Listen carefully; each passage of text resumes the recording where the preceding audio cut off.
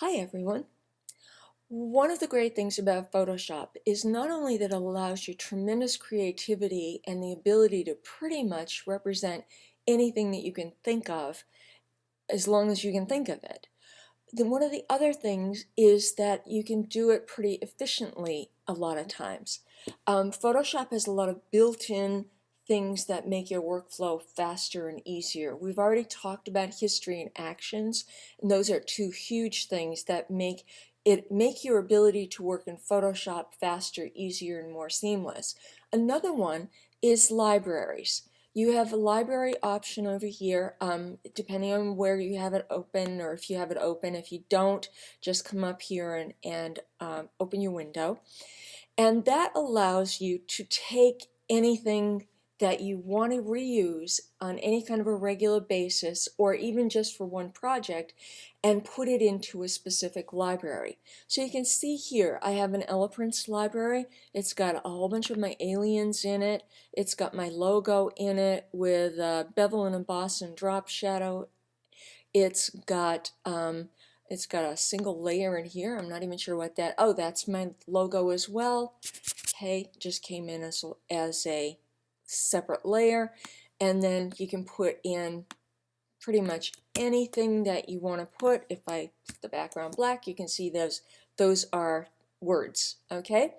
So that is a really cool ability to save things. You can hook it to the cloud here. You can keep your library all hooked into the cloud so you can access it from anywhere, which means if you've got your computer with you at a remote location, but you have certain resources on a hard drive that's not with you, an external hard drive, you can put those resources to work via the cloud.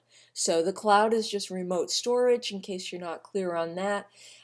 We're talking about the cloud. Creative Cloud is where you have all your apps up here.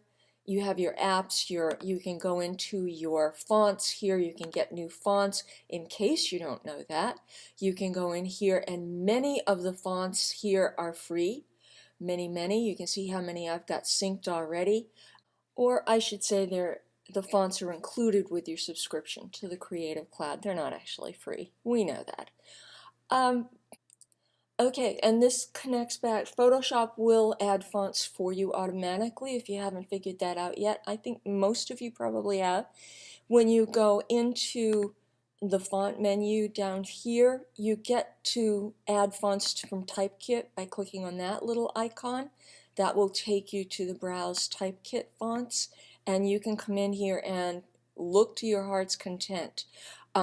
It will tell you if it's in your plan or if you have to pay extra for it before you get committed. So that gives you some idea of some of the possibilities for adding things to your libraries. That is kind of connected to the idea of having library space that's off-site or in the cloud. And that's what these can be. They don't necessarily have to be, but if they're not, then you have to have the hard drive hooked up to where these resources are. This is your little cloud button, so that allows you to hook things to the cloud. You can throw any of your resources away. For instance, that one I don't need anymore. That was a duplicate, so I can throw that one away.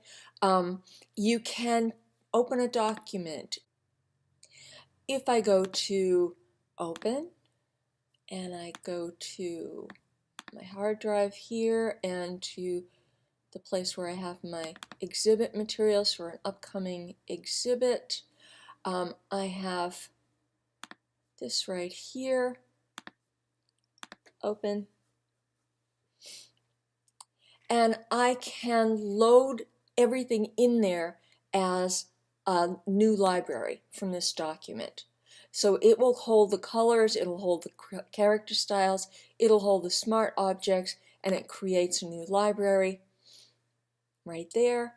And you can see everything that's comprising this document will now become part of a library. So I can call that, they have called it already Aliens Land 1, which is the file name, and that has created its own document. Own library. which means that now I can reuse any of those resources if I'm making more pieces for this publicity campaign. I can use these pieces very easily from that library.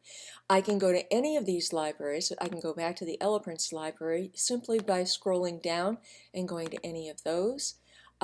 Any of these other libraries that I have open, easily done. You can look at the library assets as buttons by clicking over here, or you can look at it as a list. With it gets you a little thumbnail plus the name. So that, in short, you can make a new library from anything you want, from foreground color, text, background color. You can add any of these instantly to your library. There's a lot of stuff that you can do with libraries and in using libraries and adding to libraries, which is my point. They're pretty simple. It's just a matter of assets that you can save and reuse at a future point. So, but the big thing is just knowing they're there. So if you're working on something, you make a beautiful document advertising a big huge event that's coming up, and you know you're going to also have to make a postcard, you're going to have to put it on your web page, you're going to have to do a fair number of other things with it. Go ahead and instantly make a library from that document, and that will allow you to use your resources again more easily. You won't have to go hunting for them. You can come right over here and find them right in your library for that particular document. So that is a little bit about libraries.